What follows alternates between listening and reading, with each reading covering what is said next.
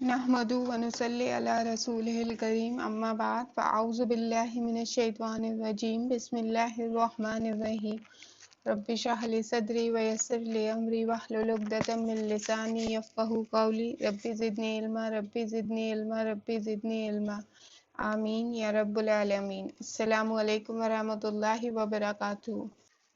تو اب ہم آگے بڑھتے ہیں۔ دیکھیں ہم نے عبد المطلب تک پچھلی کلاس میں پڑھ لیا تھا، جن کا اصل نام شیبہ تھا۔ عبد المطلب آپ صلی اللہ علیہ وسلم کے دادا ہیں۔ دیکھیں قریش خاندان کی سرداری چلی آ رہی تھی پچھلے آبا اجداد سے، تو ان کی جو مکہ کی ذمہ داریاں تھی جو تھے وہ سب قریش خاندان کو ملے ہوئے تھے، ان پہ سرداری تھی۔ تو جو حاجی وغیرہ آتے تھے ان کا انتظام، ان کے کھانے پلانے کا انتظام، یہ سب ان لوگوں کی ذمہ داری تھی۔ تو ہاشم کی سرداری کے بعد، ان کے انتقال کے بعد، یہ سرداری مطلب کو ملی جو ہاشم کے بھائی تھے، اور جب مطلب کا انتقال ہو گیا تو یہ ذمہ داریاں عبد المطلب کو ملی تھی۔ مطلب سب جو انتظام ہوتے تھے، جو بھی جیسے کہ آج کی گورنمنٹ کا بھی ہوتا ہے کہ جو بھی ہوتی ہیں سب ڈیوٹیز بٹی ہوئی ہوتی ہیں، اسی طرح اس ٹائم پہ بھی ہوتا تھا۔ تو عرب میں یہ ہوا کرتا تھا کہ سب ذمہ داریاں بٹی ہوا کرتی تھی، تو عبد المطلب کو ملی تھی۔ مطلب کے بعد یہ ذمہ داریاں عبد المطلب کو ملی تھی۔ تو پچھلے کئی سال پہلے ایسا ہوا تھا کہ بنو جرہم قبیلہ جو تھا وہ دین حق سے ہٹ گیا تھا، تو اللہ تعالیٰ نے ان پر یہ عذاب کیا تھا کہ زمزم کا کنواں خشک ہو گیا تھا۔ تو وہاں پر لڑائی ہوئی تھی کچھ، تو وہ لوگ جو جتنا خزانہ تھا ان کے پاس، جو بھی تلواریں سونا وغیرہ جو بھی تھا، وہ سب اس کنویں میں ڈال کر اس کو بند کر دیا تھا بنو جرہم قبیلے نے۔ مطلب اس کا بالکل نام و نشان مٹ گیا تھا، وہ دکھائی نہیں دیتا تھا، اور کئی سال گزر گئے تھے، سب بھول گئے تھے، کسی کو پتہ بھی نہیں تھا وہ کنواں ہے کس جگہ، کسی کو اس جگہ کا بھی نہیں پتا تھا، کوئی وہ نہیں تھا نام و نشان زمزم کا۔ تو اب عبد المطلب کو خواب دکھائی دیتا ہے، ایک دن کوئی کہنے والا ان سے کہہ رہا ہے کہ طیبہ کھودو۔ اب وہ کہتے ہیں کہ یہ طیبہ کیا چیز ہے؟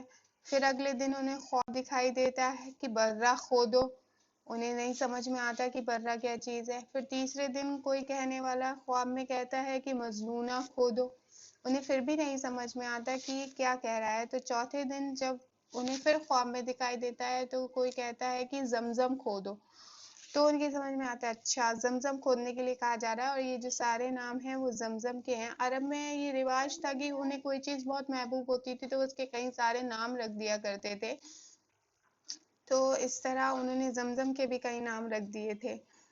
تو وہ پوچھتے ہیں خواب میں کہ مجھے تو نہیں پتا کہ یہ کس جگہ ہے کیا ہے، تو انہیں ساری نشانیاں بتائی جاتی ہیں کہ زمین پر ایک جگہ خون ہوگا، ایک جگہ گندگی غلاظت ہوگی، اور بیچ میں ایک کالا کوا جس کا کچھ حصہ سفید ہوگا، وہ چونچ مار رہا ہوگا، اور وہاں چیٹیوں کی بستی ہوگی، اس جگہ تمہیں کھودنا ہے۔ اب وہ اگلا دن سارا مکہ چھان لیتے ہیں، انہیں کوئی ایسا نشان نہیں ملتا ہے، اور وہ تھک ہار کے کعبہ کے حرم میں جا کے بیٹھ جاتے ہیں۔ ان کی سمجھ میں نہیں آتا کہ یہ نشانات میں کہاں ڈھونڈوں۔ تو وہ دیکھتے ہیں کہ ایک آدمی آ رہا ہے، وہ بکرا ذبح کر رہا ہے وہیں پاس میں۔ تو وہ جب بکرے کو ذبح کرتا ہے تو وہ اچھل کے کچھ دور گرتا ہے، تو جہاں ذبح ہوتا ہے وہاں خون پڑا ہوتا ہے، اور کچھ دور جہاں وہ صاف کیا جاتا ہے وہاں اس کی گندگی، اس کی غلاظت پڑی ہوتی ہے۔ تو یہ دو نشان تو انہیں ملتے ہیں۔ پھر وہ دیکھتے ایک کوا آتا ہے، وہاں پہ چونچ مارتا ہے، یہ تیسری نشانی بھی مل جاتی ہے۔ پھر وہ پاس جاتے تو دیکھتے ہیں وہاں چیٹیوں کی بستی بھی ہے، مطلب وہاں چیٹیاں بھی ہیں، تو انہیں سمجھ میں آ جاتا ہے کہ انہیں یہیں کھدائی کرنی ہے۔ پھر وہ ان کا بیٹا، ایک ہی بیٹا تھا اس وقت، اس کا نام تھا حارث، تو وہ اس کے ساتھ وہاں کھودنا شروع کرتے ہیں۔ تو قریش لوگ جو ہوتے ہیں وہ معلوم کرتے ہیں، تو وہ بتاتے ہیں کہ مجھے اس طرح سے خواب دکھائی دیا گیا ہے اور زمزم کھودنے کے لیے کہا گیا ہے۔ تو جو قریش کے لوگ ہوتے ہیں، مطلب وہ ان لوگوں کی جو جگہ ہوتی ہے وہ سب جاہلیت کا زمانہ ہو جاتا ہے، لوگ صحیح راستے سے بھٹک جاتے ہیں، تو وہ وہاں اس جگہ پہ قربانی کیا کرتے تھے اپنے بتوں کو خوش کرنے کے لیے۔ تو وہ اس پر اعتراض کرتے ہیں، لیکن عبد المطلب کا یقین پختہ ہوتا ہے، انہیں یہ ہوتا ہے کہ اللہ کی طرف سے مجھے حکم دیا گیا ہے تو میں کھو دوں گا.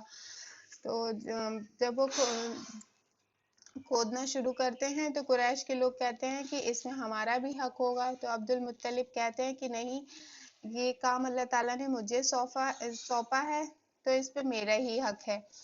تو اس بات پہ ان میں لڑائی بحث شروع ہو جاتی ہے. تو وہ کہتے ہیں اچھا چلو، عرب میں یہ رواج ہوا کرتا تھا جس طرح آج ہمارا کوئی مسئلہ یا مسائل ہوتا ہے تو مفتیوں عالموں کے پاس جا کے اسے پوچھتے حل کرتے ہیں. تو اس ٹائم پہ عرب میں یہ رواج ہوا کرتا تھا. ایسٹرولوجرز ہوتے ہیں، کاہن کہتے ہیں انہیں، ایسٹرولوجرز جو غیب کی باتوں کو جان لیتے ہیں، کسی کو دیکھ کر اس کے بارے میں بتا دینا، اس پہ بہت یقین ہوا کرتا تھا عرب میں اس ٹائم پہ. تو ایک کاہن تھا، کوئی سیریا میں رہتا تھا. تو انہوں نے کہا کہ ہم اس کے پاس چلتے ہیں، وہ جو کہے گا اس پر وہ بات مان لی جائے گی، جو وہ اس کا حل بتائے گا. تو عبد المطلب راضی ہو جاتے، کہتے ہیں ٹھیک ہے چلو. تو وہ سب لوگ مل کے چلنے لگتے ہیں.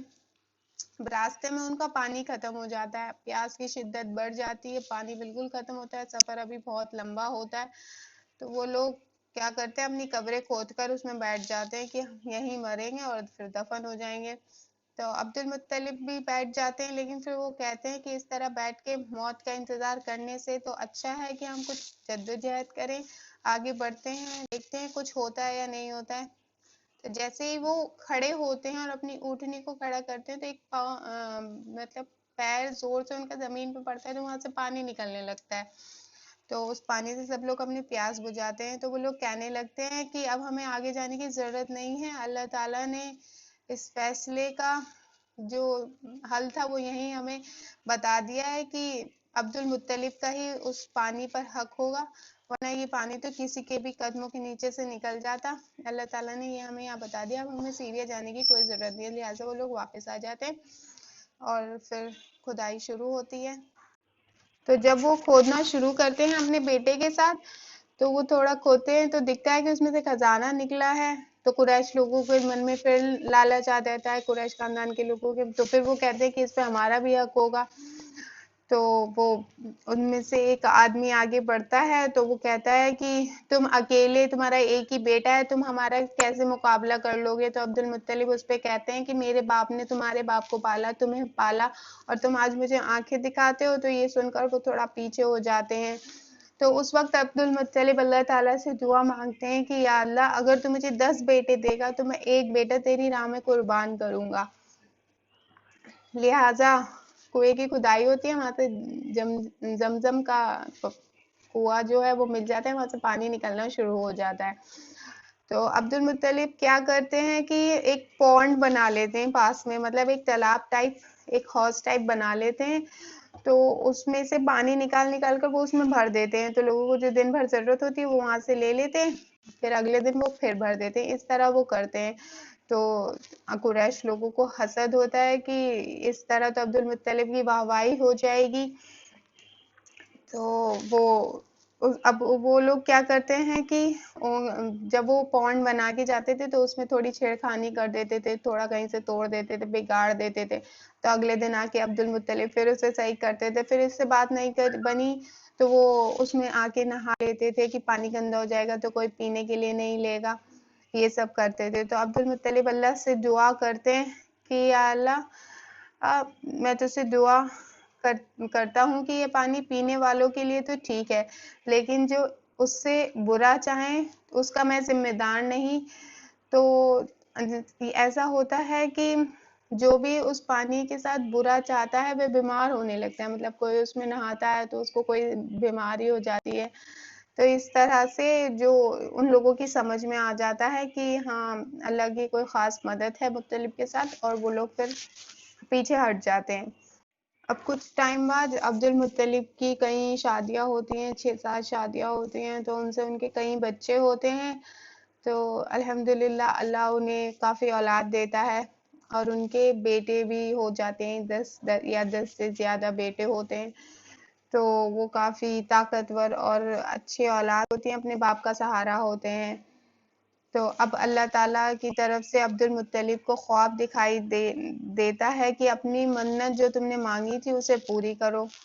تو ایک دن تو عبد المطلب مینڈا ذبح کر دیتے ہیں، پھر اگلے دن خواب دکھائی دیتا ہے کہ اپنی منت پوری کرو تو وہ گائے ذبح کر دیتے ہیں، تو پھر اگلے دن خواب دکھائی دیتا ہے کہ اس سے بھی بہتر تو وہ اونٹ ذبح کر دیتے ہیں، پھر اگلے دن خواب دکھائی دیتا ہے کوئی اس سے بھی محبوب چیز، تو ان کی پھر انہیں بتانے والا بتاتا ہے پورا واقعہ کس طرح تم نے اللہ سے دعا مانگی تھی اور کیا کیا کہا تھا، تو پھر ان کو مطلب ان کو یاد آتا ہے اور وہ اپنے اولاد کو اپنے بچوں کو یہ سب بتاتے ہیں.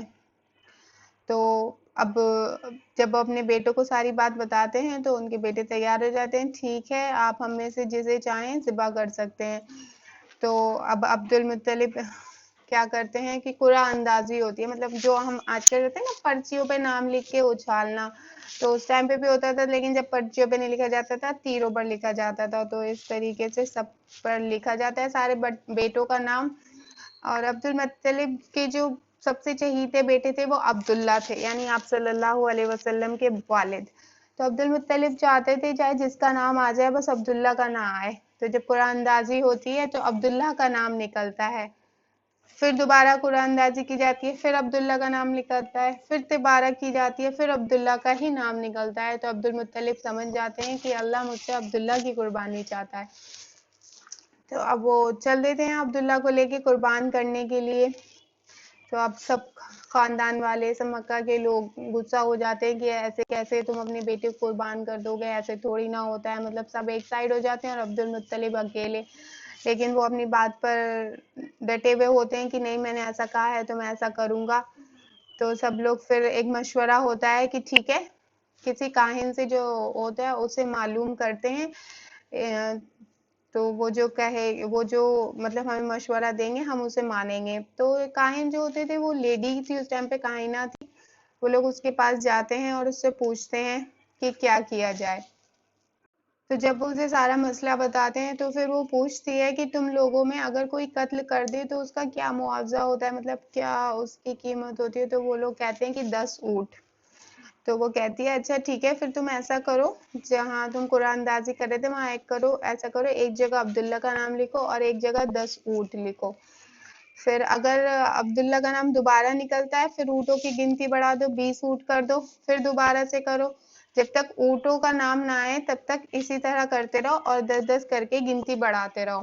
تو سب اس پہ راضی ہو جاتے ہیں، عبد المطلب بھی اس پہ راضی ہو جاتے ہیں اور پھر وہ لوگ آ کر پھر قرعہ اندازی کرتے ہیں.